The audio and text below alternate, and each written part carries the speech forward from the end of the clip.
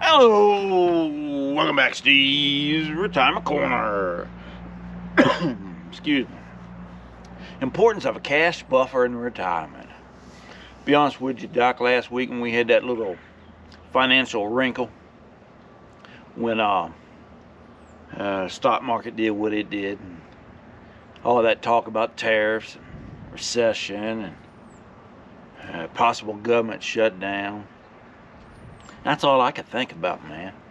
I don't pay a whole lot of attention to that kind of stuff or my investments, man. I'm not checking them every day, seeing my values and seeing what it went up and what went down and everything. I use the way my 401 is set up, because that's what I'm living on in retirement. I'm pulling out of that. I ain't got but 3 funds in that. One of them's like a savings account. It's a bond fund. I think it's U.S. Treasuries. It's designed to pay a couple percent of interest a year and just kind of keep things steady, not lose money. The other one is a 500 fund, S&P 500 fund. The other one is a Vanguard Windsor fund, I believe, just because I like that one. It's been good to me over the years, and it works right now. So, I can just, part of my morning routine every morning is check the futures. And if S&P's futures are up, I know I got a chance of making a good day out of it. If they're down, then I know there's a good chance I might lose a few bucks. But I don't worry with that stuff. I do monitor it, and if it starts making if there starts being a big gap, it's been down 5% or 10% or whatever. That's when I think about making a move, whether I want to buy, at discount, whether I want to take some gains or whatever. I enjoy the way we're set up, and it's pretty easy to keep an eye on. It's not a set and forget, but it's more like a set and lightly monitor, you know what I mean? And having that cash buffer where it's sitting in the bank somewhere, CD, money market, savings account, checking account, whatever it is, gives me a lot of peace of mind. It's easy to get to. It's fairly easy to get my hands on it, and it's fairly safe. I got that money there, and it gives me a lot of financial peace of mind. There's a lot of benefits to it. In the good times, that money's just sitting there, and it's just kind of hanging out. And it's kind of like me, just hanging out, steadily making that 3, 4, 5% or whatever, in a CD or money market somewhere, just kind of kicking back. And my investments are doing all the heavy lifting for me. They're churning money when it's good times. That's what I live off of. But where that cash reserve comes in handy and really shines is during a downturn, because that thing comes in like a daggone lifeboat, and pulls my butt out the fire is what it does. Because it allows me I can spend that cash buffer that I got in the bank instead of having to pull out when the market's already down and locking in my losses, double dipping.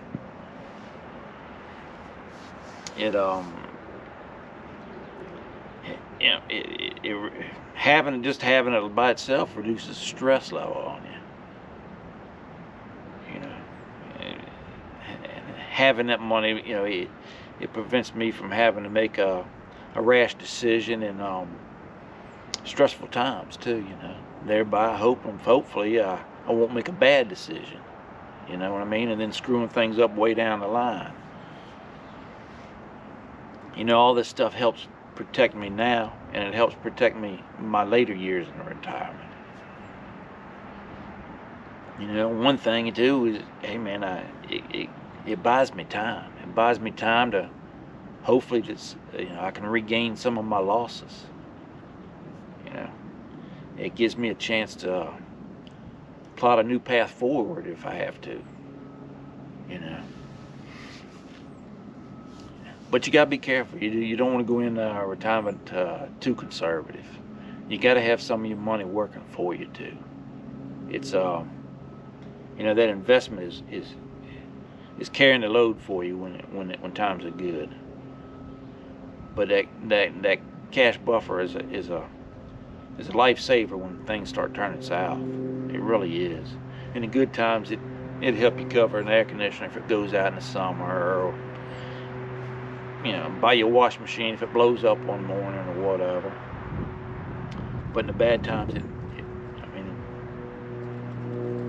it's a big daggone help. Having a cash buffer any time, any age, any stage of life, I think is a good idea. But in retirement, it means so much more. I believe it's even doubly important. You know, because you know, we're generally on a fixed income. You know, we don't have the ability to make massive increases in our daggone income if we have to. You know, we're generally, most of us are living on Social Security and whatever we're able to save. You know, and as we get older, man, you know, our ability and opportunities to dig ourselves out of a financial hole gets harder. You know, it don't take much of a hiccup to send us into a financial death spiral if we ain't careful. That's why I think it's more important. You know, and I don't think there's no hard, fast rule on how much to have as a cash buffer. You know, it's a cop-out, but I mean, it's the truth. It's about like everything else in retirement, man. You know, it's a personal decision. It depends on so much. How much money you got, what you can afford to put in aside in the cash buffer, where, you know, it's not locked down some kind of way or subject to the swings of the market. You know, your age, you know, your risk tolerance, you know, it just, you know, expense levels. You know, it just depends on so much. It's, you know, I always call it a game time decision. You know, you got to assess the situation and make your own decision. Most people can only do so much anyways. You know, and then we just have to hope for the best. But you know, I think that last year unemployment is important. It's something to think about. And I think stacking cash that last year will benefit you further down the line. And you know, it don't seem like a lot, but it can make a big difference.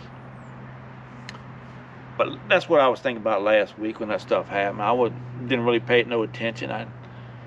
Matter of fact, you know, I'd said earlier this year that since I was a little overweight in cash, I wanted to kind of shift things. So I'm keeping my eye on it. And, you know, I'll pull the plug one day. So, anyways, hey, we got a live coming up this Thursday, the 20th, at 7 p.m. Eastern. If you can join, man, I'd love to have you. We ain't gonna do nothing, man. Sip tea and tell a few jokes and just kind of hang out and BS, you know. But I enjoyed it. Something a little different. Change things up a little bit. And I usually always just have one the third Thursday of the month at 7 p.m. Eastern. If I don't forget. I've done that. Hopefully I don't screw up this time. Last time I screwed something up, shut it off, and it was a mess. Ain't no telling what's going to happen on the corner, boss. But anyways, man, y'all enjoy this beautiful week we're having down here, and take care of yourselves. And we'll talk with y'all later.